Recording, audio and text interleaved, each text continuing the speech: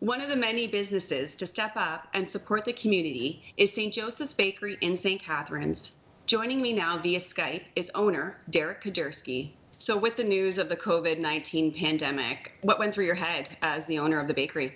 Every day I'd come in and I was just wondering, is this the day that we have to close as well? And I watched my wholesale accounts just drop off one after the other because they couldn't make it work. They were, non-essential, so they had to close down, or they had too many people in one area, so they couldn't be open. And I was just thinking, like, we're going to eventually fall into line with this as well. So every day, come in, deal with the firestorm of what's happening, and just try to get through another day, another week. With that being said, Derek, what is the current status of the bakery right now? So we're still operating on our normal schedule. Wholesale, we only have a couple of customers that are actually like retail shops that are still taking our product, but the storefront is still open 7 days a week. And so just recently, the bakery was on social media highlighting a community outreach initiative. Can you tell us about that initiative? Yeah, like I heard so many people who've been impacted by COVID and they are, they've lost their job or they've been laid off.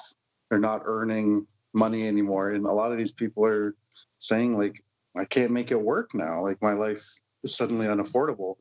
And I just thought, how could I help? And if you've got bread, you can give bread. And I thought, you know what, I'll put out this post. I don't even know if there'll be traction. And I talked to Community Care the day before, and they were well stocked, so they didn't need anything from me. So I thought, I'll put out this community table. It's a judgment-free zone. It's not being monitored. You can pull up, take what you need, and leave, and it'll be after hours, and we'll see how it goes. So that was the post, and it hit hard. It got 32,000 views on Facebook and 34,000 on Twitter. It's just huge numbers, huge community share and support. So we did it for 2 days, and then just recently, a gentleman reached out to me, and he was able to get a hold of a food service company who had a bunch of produce that they weren't going to be able to sell. And he offered up a bunch to me. So yesterday and today, we were giving away fresh produce as well as our bread and helping fill people's fridges. People were coming and saying, I have nothing to eat at home. And we were able to give them stuff to take home to cook tonight. And we're going to do it again tonight. And then tomorrow, what's left, I'm going to take to the migrant workers and help them out as well because they're under quarantine as well. What has the feedback been from the community with this table that gets put out every night at 6 p.m. in front of the bakery?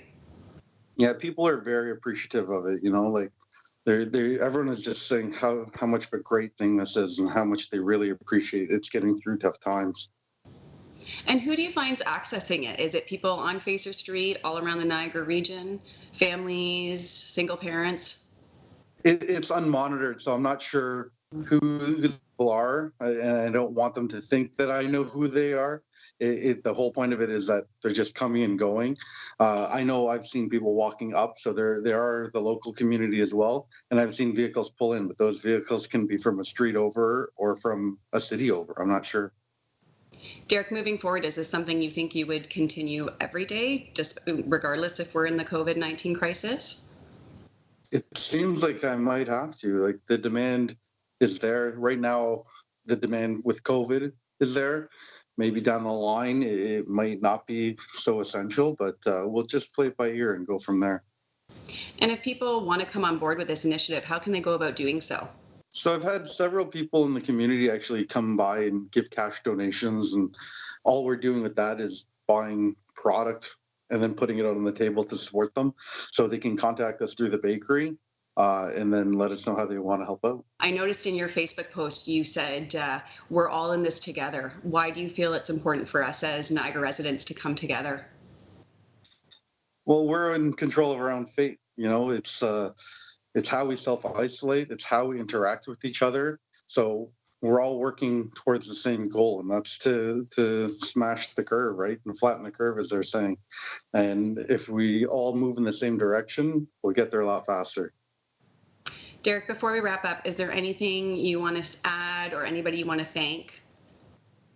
I want to thank my staff because everyone comes in every day in the middle of this pandemic, and they work hard and smiles on their face, and they have concerns in the back, and we talk about it, and I put safety measures in to keep them safe, to keep us safe, the customer safe.